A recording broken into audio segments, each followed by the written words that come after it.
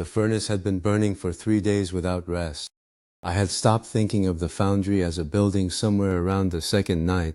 A building has walls, you notice, a roof that keeps rain off, corners where the cold pools in winter. What we had built at the base of Iron Ridge's eastern slope was something else, a throat of fire sunk into the hillside, fed by bellows the size of ox carts, ringed by charging platforms and ladle cranes, and the ranked mouths of drying ovens, where the big molds sweated out their last moisture before they were committed to the pour. You didn't enter it so much as submit to it, the heat pressed against your chest like a hand.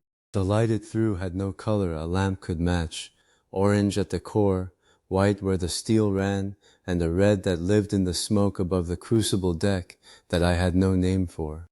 We do this huge, and we do it perfectly, or we don't do it at all. That was the rule I had laid down when we broke ground on the expansion. Not a boast, a constraint.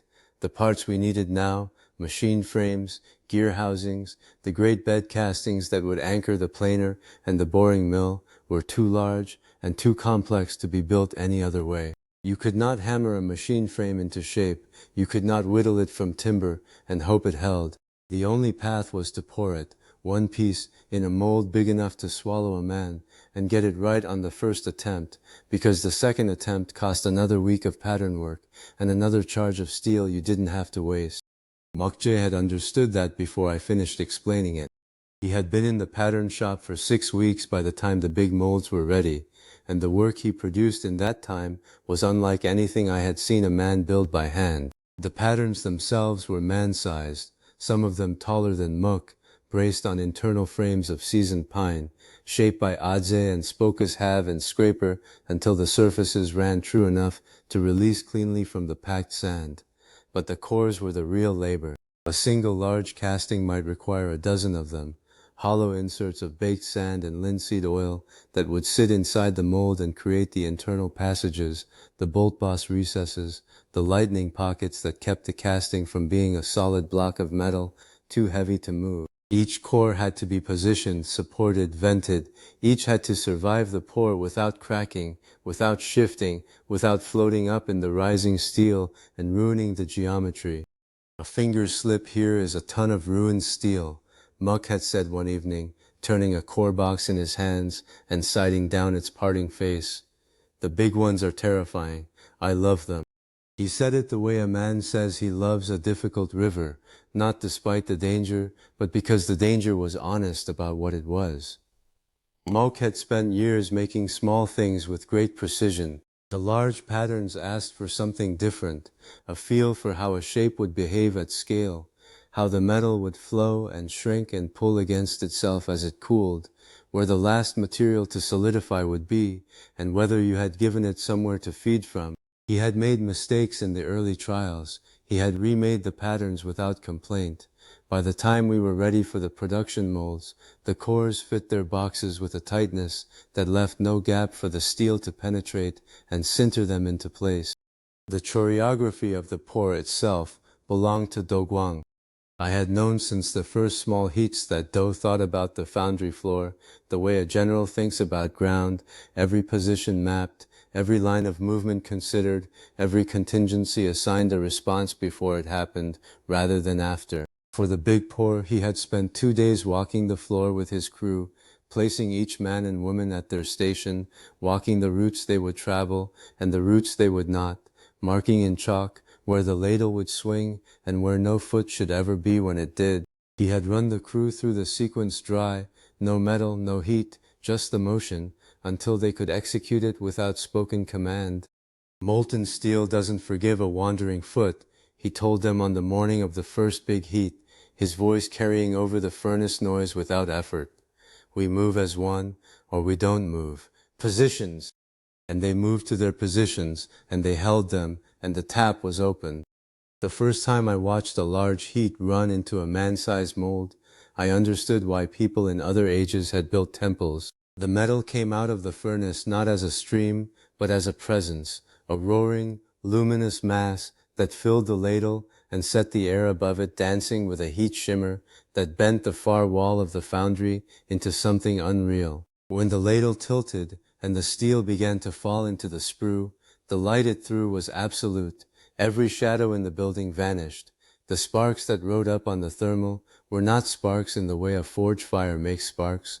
They were fragments of star, gone before you could track them. The noise was not loud so much as total, a sound that occupied the chest cavity and left no room for thought. Baek Tae-ho stood at the pour station with his eyes on the riser, watching the level climb. "Keep it full," he called over the roar. "No breaks in the stream. Let her rise even. Fill her." The crew kept it full. The stream held. The riser climbed at the rate Mok's calculations had predicted, and when it reached the mark scratched into the cope, Doh's hand came up and the ladle tilted back, and the pour was done. We stood in the cooling light and said nothing for a while.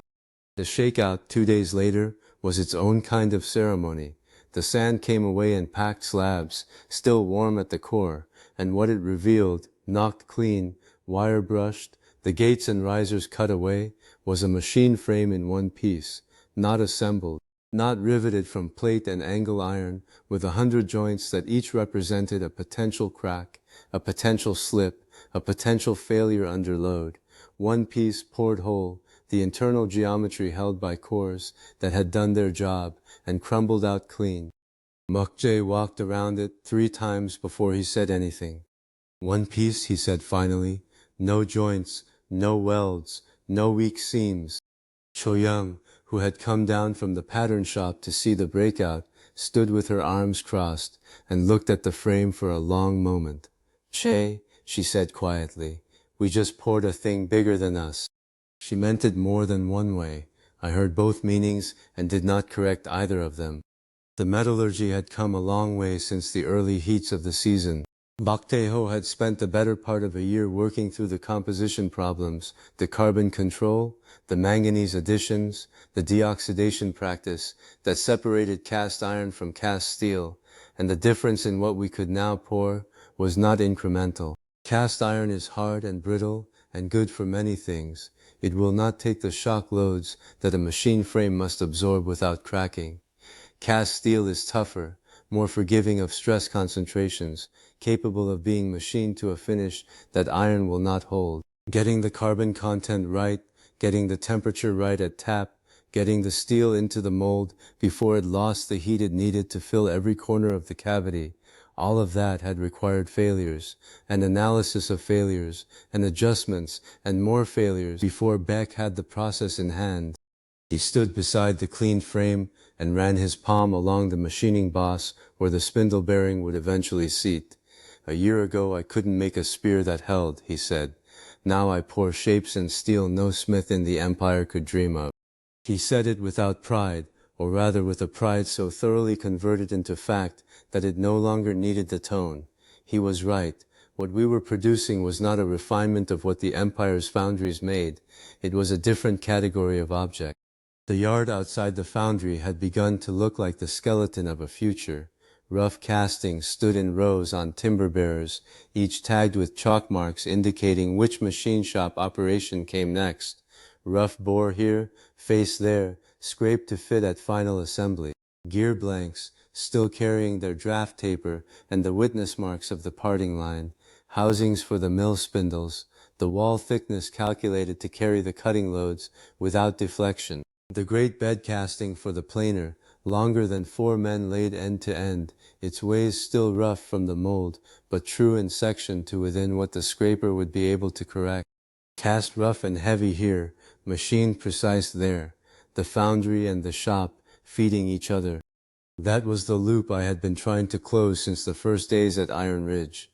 The foundry could produce shapes of arbitrary complexity in a single pour, but the surfaces it left were too rough and too variable for any precision application. The machine shop could produce surfaces of extraordinary accuracy, but only if it had something to start from, a casting or a forging that was already close to the final form, so that the cutting tools were removing a controlled amount of material rather than fighting their way through a raw billet.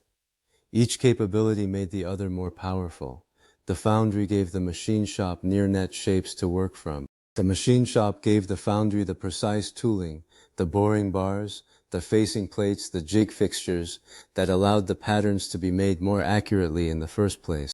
The near miss happened on the fourth day of the second production run.